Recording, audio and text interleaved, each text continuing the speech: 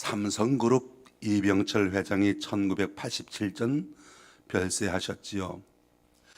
바로 그 직전에 서강대 석좌 교수인 정의채 신부에게 존재 진리에 대한 24가지 궁금증을 담은 4쪽짜리 질문지를 보냅니다.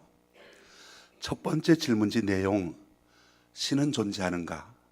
하나님은 존재하는가에서부터 시작해서 마지막 질문은 지구의 종말에 관한 그 내용이었습니다. 참으로 질문이 넓고 깊었던 것이지요. 우리가 사람으로서 신에 대해서 그리고 인간에 대해서 품을 수 있는 거의 모든 궁금증이 그 질문지에 포함되어 있었습니다. 이병철 회장의 병세가 급속히 악화돼서 그 답을 들을 기회는 얻지를 못했습니다. 그런데 이병철 회장이 가졌던 질문들, 우리 인간들의 근본적인 질문이고 더군다나 모든 인간은 죽을 수밖에 없는 존재이기에 이런 근본적인 질문에 마주쳐야 됩니다.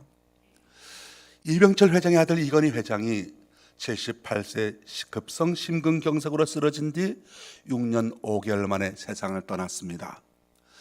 우리나라 남자의 평균 기대 수명이 80세이니까 70살이면 평균은 40셈이 되지요. 재산이나 권력이 생명을 보장해 주지 못한다는 것은 우리가 알고 있습니다만, 그래도 한국의 최고 부자이고 그리고 한국의 최고 의료 혜택을 받았을 것임에도 모든 것을 두고 떠나야 하는 것이라는 생각이 한편으로 마음을 쓸쓸하게도 했습니다. 그분 본인부터가 아쉬움이 무척 컸으리라 생각해 봅니다. 이분이 병상에서 어떤 생각을 했을 것인지 우리는 알지 못합니다. 아마도 그의 아버지가 그랬던 것처럼 하나님에 대해서 그리고 인간에 대해서 많은 질문을 가졌을 것이라 짐작해 봅니다. 그리고 그 질문 역시 그분 역시 답변을 듣지 못했을 것이 아닌가 그런 생각을 해보게 되지요. 우리가 예수 믿는다는 것은 무엇이겠습니까? 예수 믿는다라고 하는 것은 우리 인간의 삶을 근본적으로 생각해 보는 것이 되겠지요. 하나님께서 사람이 되어 이 땅에 오셔서 사람의 죄를 담당하셨다라고 하는 믿는다는 것도 우리 자신을 깊이 생각하는 것이 됩니다. 하나님을 믿는 것은 자신을 깊이 생각하되 자신에게만 머물러 있지 않고 하나님의 생각에 자신을 비추어 보는 것입니다. 이런 의미에서 우리는 하나님은 누구시며 나의 구세주 예수님은 누구시며 나는 누구인가 하는 것을 배워야 하겠습니다. 우리 주님께서 말씀하셨습니다. 수고하고 무거운 짐진 자들아 다 내게로 오라. 내가 너희를 쉬게 하리라. 나는 마음이 온유하고 겸손하니 나의 멍에를 메고 내게 배우라. 그리하면 너희 마음이 쉼을 얻으리니 라고 말씀하셨습니다.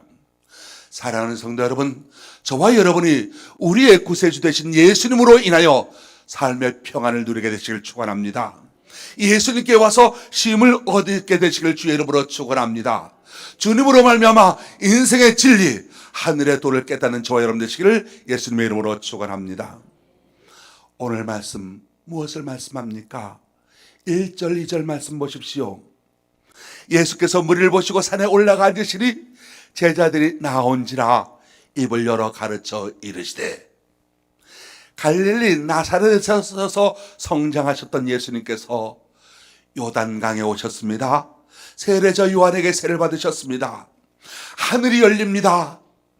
그리고 예수님께서 물 위로 올라오실 때 하나님의 영이 비둘기같이 내려와서 자기 위에 오는 것을 보십니다. 그리고 하늘에서 음성이 들립니다. 이는 내가 사랑하는 아들이다 라는 음성이 들려집니다. 그리고 광야로 가서 40일을 금식하게 되면서 사단의 유혹을 받으셨으나 그 유혹을 이기셨습니다. 그리고 나서 예수님께서 비로소 회개하라 천국이 가까웠느니라 하면서 복음의 말씀을 전파하십니다. 갈릴리 해변을 달리시다가 베드로와 안드레 그리고 세베대의 두 아들 야고보와 요한을 제자로 부르십니다. 예수님께서 이 땅에 오셔서 하셨던 일은 무엇이었습니까? 온 갈릴리를 두루 다니시며 가르치시고 전파하시고 고치셨습니다. 이것이 우리가 알고 있는 대로 예수님께서 하신 3대 사역이라고 하시지요. 제자들을 가르치셨습니다. 천국 복음을 전파하셨습니다. 각종 병든 자를 고쳐주셨습니다. 우리 예수님께서 무엇을 하셨느냐? 가르치시고 전파하고 고치셨는데 제자들에게 첫 번째 가르치신 내용이 무엇이냐? 주님께서 제자들을 모으시고 첫 번째 가르치신 내용이 바로 오늘 본문 말씀이 됩니다. 예수님께서 무리를 보셨습니다. 주변에 몰려드는 사람이 있었습니다. 사람들은 예수님께서 전하시는 말씀을 들었습니다. 그리고 예수님께서 하시는 놀라운 일들을 보았습니다. 많은 사람들이 예수님께서 하시는 일에 대해서 신기해하고 그 일에 관심을 가졌습니다. 그리고 그들 중에 특별히 예수님께서 무엇을 말씀하시는지, 우리에게 무엇라고 말씀하시는지 그 말씀을 가르치는 것에 관심을 가진 사람들이 있었습니다. 그들이 바로 제자였던 겁니다. 예수님께서 산에 올라가 앉으셨습니다. 여기서 산이라고 하는 것은 산이라고 하면 높은 산도 있겠지만 야트막한 언덕 같은 곳이었습니다. 그 산의 이름을 굳이 이야기하지 않았던 것은 다 아는 그런 평범한 곳이었기 때문이었습니다. 우리는 이것을 흔히 팔복산이라 그렇게 부릅니다. 그리고 이곳에서 하신 말씀을 산상수훈이다, 산상설교라 그렇게 부르지요. 우리는 여기서 주님의 말씀을 듣고자 했던 사람들이 누구냐? 주님께서는 그들을 가르쳐서 제자라고 하셨는데 그러면 제자는 어떤 사람이냐라고 하는 것을 생각해 보게 됩니다. 일반적으로 12제자를 가리키는 경우가 있습니다. 이미 베드로와 안드레 그리고 야고보와 요한을 부르셨습니다. 그리고 조금 후에 12제자를 다 부르셔서 세우시게 되지요. 여기서 제자는 무리 중에서 예수님의 말씀에 귀를 기울이는 사람이라고 말할 수 있습니다. 제자는 예수님의 무리들 가운데 있었습니다. 그런데 모든 무리가 다 제자가 될 수 있었던 것은 아니지요. 오늘날도 진짜 성도는 예배당에 다니는 사람들 가운데 있습니다. 그렇다고 예배당 다니는 모든 사람이 다 진짜 제자가 될 수 있는 것은 아닐 수도 있겠지요. 그런데 분명한 것은 예배당을 다니며 하나님의 말씀을 듣고 그럼으로써 주님의 제자가 되어갈 수 있다는 사실을 우리는 여기서 보게 됩니다. 제자들이 나온지라 말씀합니다. 그의 제자들이 그에게 나왔다는 것이지요. 사람들 가운데 섞여 있었지만 말씀을 들으려고 하는 사람들, 주님의 말씀을 통해서 내 삶을 변화시키려고 하는 사람들이 있었다는 것이었습니다. 무리 가운데 단순히 예수님께서 뭘 하시는지 관심 정도로 끝나는 것이 아니고 주님께서 무슨 일을 하시는지 그 일을 구경하는 정도로 끝나지 않냐고, 주님의 삶을 배우고 주님의 말씀을 배우고 주님의 사랑을 배우고 주님의 역사를 함께 감당하고자 했던 사람들이 주님 앞에 나왔다는 겁니다. 여기서 제자라고 하는 말은 배우다, 익히다라고 하는 말에 유래해서 배우는 사람, 익히는 사람이라고 뜻합니다. 즉 말씀을 듣고 따르는 사람, 하나님의 말씀을 듣고 따르는 사람을 제자라고 하지요. 사랑하는 성도 여러분, 저와 여러분도 많은 평범한 사람들 가운데서 예수님께서 무엇을 하셨는지 그분이 하신 일을 구경하는 정도로 끝나는 것이 아니라 주님의 말씀을 듣고 배우고 따르고 익히는 주의 제자가 되시기를 주의 이름으로 축원합니다. 예수님께서 무엇을 처음으로 가르치셨느냐, 그 말씀이 오늘 보면 마태복음 5장에서 시작해서 6장을 거치고 7장 끝까지 이어집니다. 오늘 말씀 1절 산에 올라가 앉으시니라고 했는데 7장이 끝나고 8장 1절에 예수께서 산에서 내려오시니라고 말씀합니다. 그래서 산 위에서 하신 말씀이라고 불려지죠. 이 산상설교 중에서 오늘 보면 마태복음 5장 3절로 12절까지를 특별히 8가지 복, 팔복이라고 하는 말씀으로 이 팔복, 8가지 복에 대한 것이 아니라 끝나는 것이 아니라 예수님을 따르는 사람들, 그리스도의 제자가 되려고 하는 사람들, 우리 예수 믿는 사람들은 어떤 사람이어야 하는가, 무엇을 위하여 살아야 하는가, 우리의 성품이 어떻게 변화되어야 하는가 하는 그리스도의 제자로서의 갖춰야 될 성품에 대해서 먼저 말씀하고 있다는 사실입니다. 예수님의 제자는 어떤 사람이겠습니까? 주님께서 말씀하십니다. 예수님의 제자가 되고자 하는 사람은 심령이 가난한 자여야 한다 말씀하십니다. 심령이 가난하다라고 하는 건 하나님을 온전히 의지하는 것을 말하지요. 예수님의 제자는 어떤 사람입니까? 애통할 줄 아는 사람이어야 한다. 애통하는 자라. 고난으로 고통하며 자신과 다른 사람의 죄 때문에 슬퍼하며 그리고 다른 사람의 마음을 헤아릴 줄 알고 함께 슬퍼할 줄 아는 사람, 하나님과 사람 앞에서 자신의 부끄러운 모습 그리고 하나님의 말씀이 이 땅에 이루어지지 못하는 것에 대해서 애통할 줄 아는 사람이어야 한다는 것을 말합니다. 예수님의 제자는 어떤 사람입니까? 온유한 자라고 말씀합니다. 대항하지 아니하고 참을 줄 아는 사람을 말하는 것이죠. 인내할 줄 아는 사람을 말하지요. 너그러운 사람이다라고 말씀하는 것이지요. 예수님의 제자는 날카로운 사람이 아닙니다. 너그러운 사람이요, 모든 것을 수용할 줄 아는 사람이요, 포용하고 그리고 주의 사랑으로 어떤 경우에도 내가 죽기까지 주를 사랑하고 사랑하는 사람을 사랑할 줄 아는, 하나님을 사랑하고 사람을 사랑할 줄 아는 사람이 온유한 사람이지 않겠습니까? 예수님의 제자는 어떤 사람이겠습니까? 의에 줄이고 목마른 자라고 말씀합니다. 하나님에게서 의를 얻고자 하고 하나님과 올바른 관계를, 그 관계 속에서 살아가고자 하는 자라 말씀합니다. 예수님의 제자는 또한 어떤 사람이겠습니까? 긍휼히 여기는 자라 말씀합니다. 긍휼히 여기는 자, 자비를 베푸는 자, 모든 사람에게 자비를 베푸는 자를 말합니다. 예수님의 제자는 어떤 사람입니까? 마음이 청결한 자입니다. 예수님께 일편단심 두 마음을 품지 아니하고, 두 마음을 품지 아니고 한결같은 마음으로 주님을 사랑하고 그리고 마음이 나누어지지 아니하고 중일관되게 충성된 사람을 말합니다. 또한 예수님의 제자는 어떤 사람입니까? 화평케 하는 자라고 말씀합니다. 모든 갈등을 해소하기 위하여 애를 쓰는 사람이라는 것이죠. 우리 주변에도 보면 싸움을 일으키고 분쟁을 일으키고 분란을 일으키는 사람이 있습니다만, 그런 사람이 아니라 화평을 도모하고 공동체 평안을 위하여 애쓰고 수고하는 사람, 평화를 이루는 사람이라고 주님께서 말씀하십니다. 예수님의 제자는 어떤 사람이겠습니까? 의를 위하여 박해를 받는 사람이라고 말씀합니다. 예수님을 믿는 것 때문에 박해를 받습니다. 하나님의 나라와 그 의를 이루기 위하여 박해를 감수할 줄 아는 사람이라고 말합니다. 물론 세상은 이것을 복이라고 말하지 않습니다. 세상에서 말하는 복은 다른 걸 말하고 있습니다. 그런데 주님께서는 이런 것을 복이라고 말씀하시죠. 우리도 생각을 바꿔야 되겠습니다.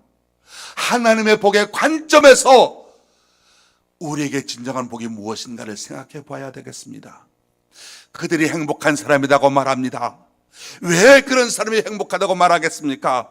그들이 하나님의 나라를 소유하게 되기 때문이라고 말씀합니다. 하나님의 나라를 소유하게 된다. 하나님의 통치를 받을 것이며 하나님의 인도함을 받게 될 것이며 하나님의 은혜 속에서 살아가는 사람이기에 그들이 행복한 사람이 된다고 말하는 겁니다.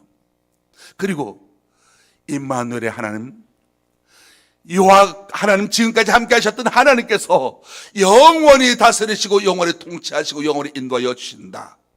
그리고 이 땅에 영원한 하나님의 나라가 임하게 될 때 하나님께서 주실 상이 클 것이다 보증하고 있습니다. 어떻게 보증합니까? 그리스도를 따르는 제자들, 이렇게 하나님의 나라 성품을 다듬어가면서 하나님의 나라를 위하여 애쓰고 수고하는 사람들, 이런 사람에게 복일 것인데 위로를 받을 것이라 말씀합니다. 땅을 기업으로 받을 것이라 말씀합니다. 그들이 배부르게 될 것이라고 말씀합니다. 긍휼을 받을 것이라 여김을 받을 것이라 말씀하며 하나님을 볼 것이며 하나님의 아들이라 일컬음을 받을 것이라 축복하여 주십니다. 예수님의 제자들에게 천국이 임한다고 말씀합니다. 사랑하는 성도 여러분, 예수님의 제자로 살아가는 저와 여러분 되시길 바랍니다. 예수님께서는 그 제자들에게 천국의 복을 약속하셨습니다. 바로 이 8가지. 이 우리가 갖춰야 될 성품이 무엇이겠습니까? 특별히 사순절 기간에 내 성품 하나님 앞에 바로 세우기 위하여 노력해야 하는 이 기간, 우리의 삶의 모습을 돌아볼 수 있게 되길 원합니다. 이러한 복된 삶은 성령으로 행하라고 가르치고 있습니다. 우리가 성령에 의지하여 복된 삶을 살 수 있습니다. 하나님 나라의 복이기 때문에 그렇습니다. 그리고 우리가 자세한 것은 그 전에 얼마 전에 말씀을 드린 바가 있었습니다만, 오늘은 특별히 내용보다는 이 그리스도인의 참된 성품의 특성을 말씀드리고자 합니다. 먼저 우리 그 제자들이 다루어야 될 첫 번째 특성은, 이 말씀이 어떤 특수한 사람들에게만 해당되는 것이 아니라는 사실입니다. 예수님을 주님으로 믿는 사람이라고 한다면, 예수님은 나의 그리스도라고 고백하는 사람이라고 한다면 누구나가 다 이렇게 살아야 한다. 누구나가 다 예수 믿는 사람이라면 이런 성품을 갖춰야 된다는 명령이라고 하는 것이 있죠. 두 번째, 이 8가지 성품은 동시적이라고 하는 것입니다. 어떤 사람에게 첫 번째, 두 번째 특성이 있고, 다른 사람에게는 세 번째, 네 번째 특성이 있고, 또 어떤 사람에게는 5번째 특성이 있고, 그런 것이 아니라 성품 중에 하나를 취하고 그 다음에 또 다른 하나를 성취해 가는 것이 아니라, 마치 성령의 9가지 열매가 동시적인 것처럼 우리가 크리스천이 되었을 때 하나님께서 우리에게 주시는 8가지 축복과 특성이 동시적이라는 것입니다. 그러므로 어떤 것은 더 중요하고 어떤 것은 덜 중요한 것이 아니라 똑같이 다 중요합니다. 어떤 것은 가져야 하고 어떤 것은 가지지 않아도 되는 것이 아니라 모두 8가지 다 성품, 이것을 갖춰야 되는 것이 우리 삶의 자세라는 것이죠. 즉, 마음이 가난하면 애통하지 않을 수가 없고, 애통할 줄 아는 사람은 온유할 수 있게 될 것이고, 온유한 사람은 의에 주르고 목마른 심정이 되지 않을 수가 없다는 것입니다. 마음에 가난한 것이 청결함이나 화해자의 모습이나 의를 위하여 고난받는 자가 될 수 없다는 것이죠. 세 번째, 이 특성엔 거듭남의 특성이 있습니다. 이 8가지 성품 중에 어느 하나가 또 우리가 태어날 때보다 저절로 갖고 나온 성품은 없습니다. 다시 말하면 천성적으로 소유된 성품은 아니라는 것입니다. 어떤 사람은 물론 예수님을 안 믿고도 안 믿으면서도 천국 갈 것 같은 착한 성품으로 살아가시는 분이 있긴 합니다. 그런데 그것은 예수님께서 말씀하시는 마음이 가난한 것과는 다른 거라는 것이지요. 온유하다는 것과도 본질적으로 다른 것입니다. 말씀에 기록된 8가지 성품은 온전히 하나님께서 성령님의 도우심으로 특별히 거듭난 사람에게 새로 입혀주는 옷이 됩니다. 네 번째 특성, 세상 사람들과 크리스천은 어떻게 달라야 하는 것을 말씀해 줍니다. 요즘 교회 이미지가, 그리고 성도들의 이미지가 세상으로부터 많이 추락되어 있죠. 많은 사람들이 교회와 교인들에게 실망하는 이유가, 목회자에게 실망하는 이유가 무엇이겠습니까? 너하고 나하고 다른 점이 뭐냐라고 하는 데 있습니다. 너는 교회 다닌다고, 너는 예수 믿는다고, 그러면 안 믿는 사람하고 뭐가 다른데? 바로 거기에서 실망이 있는 것 아니겠습니까? 바로 여기 이 예수님의 산상설교 8가지 축복 가운데서 끊임없이 우리에게 강조하는 건, 우리 예수 믿는 사람은 세상과는 달라야 한다, 교회는 세상과는 달라야 한다라고 하는 것을 말씀해 줍니다. 어떻게 달라야 되느냐? 우리 삶의 기본적인 사고방식, 가치관, 사물을 보는 시각에서부터 달라야 한다는 것을 가르쳐 줍니다. 예를 들어보면 세상과 우리는 섬기는 것부터, 대상부터 달라야 한다는 것이죠. 세상은 어떻습니까? 돈이나 명예나 물질, 성공에 대한 관심이 많이 있습니다. 그것들을 만몬으로 여기고 하나님처럼 섬기고 있습니다. 그런데 우리 크리스천의 섬김의 대상은 물질이 아닙니다. 세상이 아닙니다. 우리 그리스도는 누구를 섬깁니까? 유일하신 여호와 하나님을 섬기는 사람입니다. 우리가 세상 속에서 수많은 사람들과 함께 먹고 마시고 그리고 자고 일하고 있습니다만 우리가 꿈꾸는 세상은 이 세상의 것이 아닙니다. 또한 우리가 세상과 우리가 추구하는 것이 다릅니다. 세상은 어떻습니까? 무엇을 먹을까, 무엇을 마실까, 무엇을 입을까, 거기에 대한 끊임없는 관심이 있지만 하나님 나라의 사람들은 그의 나라와 의를 추구하라고 말씀합니다. 행동에 있어서도 다릅니다. 세상 사람들은 자기 능력과 힘을 자랑하고 마음이 가난함보다는 부유함을 자랑하고 온유한 것보다는 강력한 것, 카리스마적인 것, 영웅적인 것, 그런 것을 강조합니다. 그러나 오늘 말씀에서 우리 성 예수님께서 우리에게 보여주시는 것은 무엇입니까? 오히려 자기 자신의 한계 무능함을 인정하고 자신의 약점을 주님 앞에 내어놓고 하나님만을 전적으로 의지할 수밖에 없는 그런 한없이 부족한 인간의 모습을 말씀해 줍니다. 그런데 그것이 결과는 무엇이냐? 결코 세상 사람들이 일컫는 바보나 무력함이 아니라 하나님께서 주시는 능력이 된다고, 약할 때 강함이 된다는 것을 이 산상설교에서 주님께서 우리에게 알려주십니다. 또한 이 8가지 성품은 영적인 성품이 됩니다. 외형적인 것이 아니라 모두가 내면적이고 영적이라는 데 특징이 있습니다. 세상 사람들은 지금도 겉모습에, 미모에, 지위에, 계급에 관심이 많이 있습니다. 그러다 보니까 계급이 높아지면 목소리가 커집니다.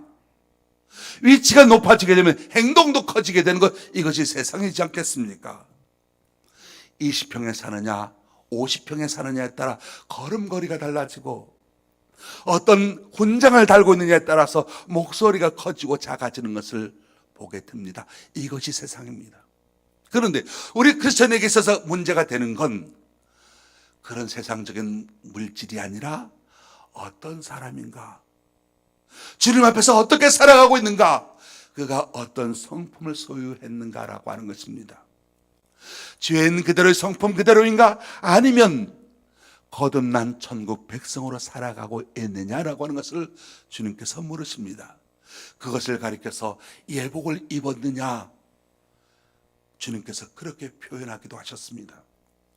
사랑하는 성도 여러분, 이 사순절 기간에 내 부끄러운 모습, 죄의 성품이 거듭나기 위하여 기도하십시오. 자신의 고집과 편견과 아집, 그 성격을 그대로 가지고 있는 한 남에게도 자신에게도 상처를 주고받게 됩니다. 자신부터가 우선 갈등이 많아지게 됩니다. 그래서 먼저 달라져야 할 것, 다듬어져야 할 것이 주님의 성품 닮아 자신의 성품을 고쳐가야 한다는 데 있습니다. 성품을 주님처럼, 주님의 말씀처럼 고치기 전에는 봉사하는 것도 힘들고 주님을 섬기는 것도 힘이 듭니다. 그런데 이것을 고치면 주님 뜻대로 사는 것이 쉬워집니다. 우리가 이런 말씀 주님으로부터 배워야 될 이유가 어디 있겠습니까? 날마다 주님의 성품을 닮아가는 저와 여러분 되어야 할 것인데, 그래서 그것을 주님께서 제일 먼저 가르치셨다는 사실입니다. 우리가 제자 훈련하는 이유도 여기에 있습니다. 날마다 주님 말씀 가운데서 내 삶을 변화시켜, 말씀으로 변화시켜 가는 훈련을 하자는 데 있습니다. 교육이 왜 중요하겠습니까? 인류 역사상 가장 참혹한 전쟁 중에 하나가 제1차 유대와 로마 전쟁이었습니다. 66년에서 70년까지 5년 동안의 전쟁으로 유대인의 숫자가 반토막 나게 됩니다. 예루살렘이 로마군에 의해서 완전히 포위되었고 함락 직전에 놓였습니다. 성 안에서는 이제 로마에게 항복하자는 측이 있었고, 아니다, 우리가 다 죽더라도 끝까지 저항하자 하는 측이 맞서게 됩니다. 그 성 안에 랍비 요한나 벤 자카이라는 사람이 있었습니다. 그가 유대 민족이 살아남을 수 있는 길이 로마의 베스파시아누스 장군과 협상하는 것밖에 방법이 없다고 확신합니다. 그래서 전염병에 걸려 죽은 것으로 위장하고 관 속에 숨어서 성 밖으로 나와 로마 사령관을 찾아갑니다. 자신의 목숨을 걸고 한 가지 부탁하기 위하여 찾아갑니다. 우리가 항복하겠소. 성문을 열고 당신들에게 투항하겠습니다. 그 대신 작은 부탁 하나는 들어주시오. 지중해 해변의 작은 마을 야브네만은 파괴하지 말아 주십시오. 그곳에 작은 방 한 칸의 교실이라도 좋으니 학교 하나만 그곳에 지어주시오. 그리고 우리의 자녀들에게 그곳에서 교육하게 해주시오. 장군이 랍비의 요구를 들어주겠다고 약속합니다. 그 전쟁이 아직 끝나기 전에 네로 황제가 죽고 베스파시아누스가 로마 황제로 선출되었습니다. 베스파시아누스는 예루살렘을 떠나면서 아들 티투스에게 랍비와의 약속을 지키라고 명령합니다.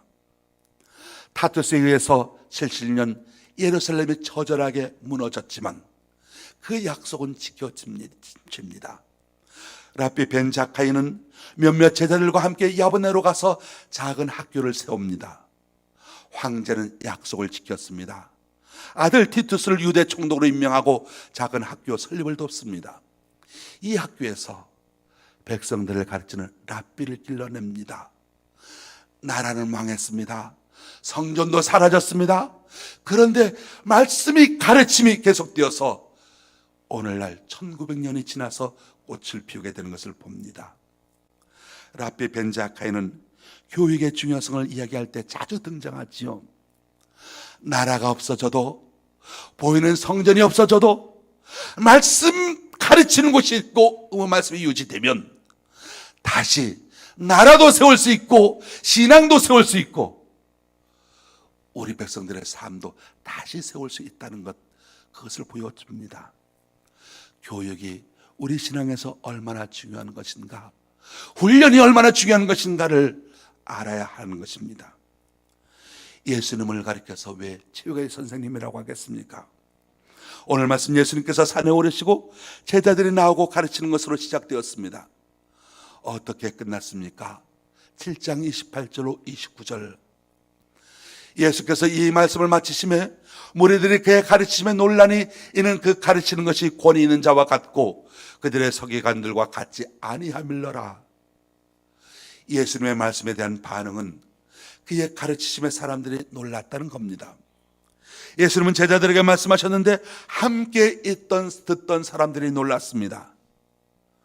여기서 놀랐다는 말은 때렸다는 말에서 유래합니다. 머리를 얻어맞았다, 정신을 잃은 듯한 충격을 받았다는 것입니다. 사람들은 예수님의 말씀을 듣고 어안이 벙벙해졌습니다. 감동과 감격을 넘어서 어떤 말로도 설명할 수 없는 충격을 받게 됩니다. 그 이유가 무엇이냐? 예수님의 가르치심에 권위가 있었기 때문이다라고 하는 것입니다. 권위가 있으신 예수님의 말씀, 그 주님의 말씀, 그것은 인간의 능력을 넘어서는 말씀이었던 겁니다. 하나님께서 함께 계심이 드러나는 말씀이었다는 것이지요. 당시의 서기관들과는 전혀 달랐다고 말합니다. 당시에 가르침을 담당하는 사람들을 가리켜서 서기관이라 부르는 율법학자라고 했는데, 그들이 물론 구약의 말씀을 기록하고 해석하는 일의 전문가였었지만 예수님의 가르침은 그들보다 권위가 있었다고 말합니다. 예수님께서 그들을 질책하십니다. 화이실진저 외식하는 서기관들과 바리새인들이여, 너희가 박하와 해양과 근처에 십을 쫓는들이되 율법에 더 정한 바 정의와 긍휼과 믿음은 버렸도다. 그러나 이것도 행하고 저것도 버리지 말아야 할지니라 말씀하십니다. 그들은 글자를 소중히 여기다가 글자만 소중히 여기는 사람이 되었습니다. 하나님을 뜻하는 글자를 거룩하게 여겨 읽지 않다가 그 글자를 읽는 법조차 잃어버렸던 사람이 되었습니다. 그런데 예수님의 말씀은 뜻을 넘어서 그분이 말씀하시는 마음을 전했습니다. 예수님의 권위는 율법을 주신 하나님께서 함께 하시는 권위였습니다. 예수님은 구약의 말씀을 성취하기 위하여 세상에 오신 분이십니다. 바로 하나님께서 함께 하신다는 것이었습니다. 사람들은 이것을 느끼고 있었습니다. 예수님께서 가버나움의 제자들과 함께 들어가셨을 때였습니다. 회당에 들어가 가르치셨습니다. 이곳에 있던 사람들이 그 가르침에 놀라게 됐지요. 이는 그가 가르치는 것이 권위 있는 자들과 같고 서기관들과 같이 아니하밀러라. 예수님과 서기관을 비교하는 말입니다. 우리말에 입은 삐뚤어져도 말은 바로 하라는 말이 있습니다. 어떤 사람의 말은 구구절절 바른데 전혀 감동되지 않는 경우가 있습니다. 그 사람에 대한 신뢰가 무너졌기 때문이겠지요. 아무리 논리적으로 옳은 말을 해도 신뢰할 수 없는 사람의 말은 감동이 없고 권위가 있을 수 없습니다. 예수님은 그 말씀하시는 것이 다른 사람과 달랐다고 말합니다. 여기에서 우리는 말씀이 어떻게 전파되는지를 알 수가 있습니다. 말씀의 권위를 하나님이 친히 드러내십니다. 우리는 그 말씀을 듣고 전할 뿐입니다. 성경을 통하여 살아계신 하나님을 경험하게 되시를 축복합니다. 예수님은 가르치셨고 사람들은 들었습니다. 오늘 우리가 해야 할 일은 분명합니다. 마태복음 28장 20절. 내가 너희에게 분반 모든 것을 가르쳐 지키게 하라. 볼지어다 내가 세상 끝날까지 너희와 항상 함께 있으리라 하시니라. 마태복음에서 예수님께서 구약의 예언의 성취를 위하여 오신 분이심을, 세상의 왕으로 오신 분임을 강조합니다. 그런데 왕의 권위는 어디 있겠습니까? 왕의 권위는 그 백성들이 순종하는 데 있었습니다. 율법의 권위가 순종하는 데 있는 것과 마찬가지였습니다. 왕의 백성이라고 하면서 그 명령에 순종하지 않는다면 참 백성이라 말할 수 없지 않겠습니까? 그래서 우리는 어떻게 해서든지 말씀을 지키려고 애를 써야 합니다. 예수님의 마지막 명령은 제자 삼으라는 것이었습니다. 제자는 예수님께서 분부하신 모든 말씀을 가르쳐 지키게 하는 사람이라고 말합니다. 우리가 참 제자가 되기 위하여 예수님의 말씀을 배워서 지켜야 하고 가르쳐야 한다는 것입니다. 바로 이것이 예수님께서 제자들을 모으신 이유가 됩니다. 예수님께서 산상에서 하신 말씀 마지막 부분은 반석 위에 집을 짓는 사람이 되라는 것입니다.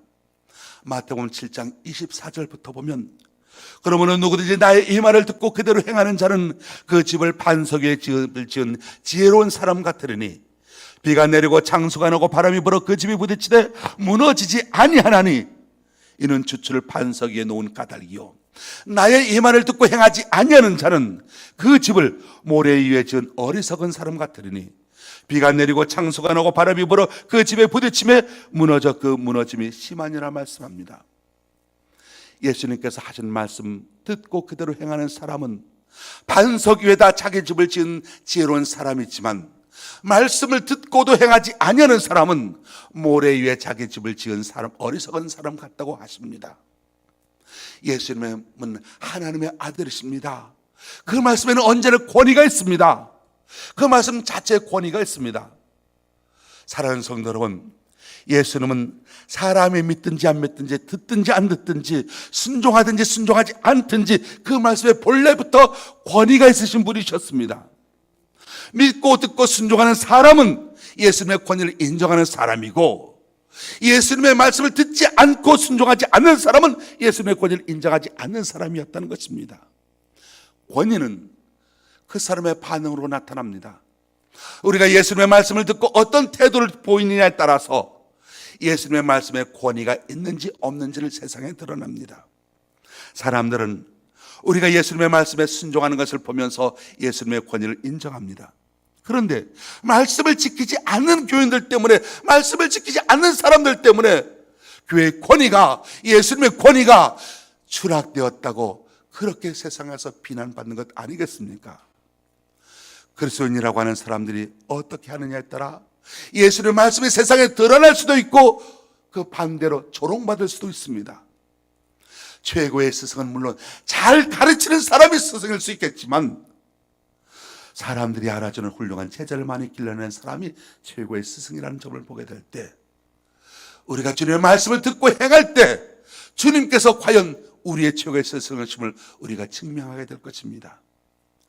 예수님은 최고의 스승입니다. 문제는 우리가 진정한 주님의 제자가 되느냐에 있는 겁니다. 다시 예수님의 가르침으로 돌아가야 되겠습니다.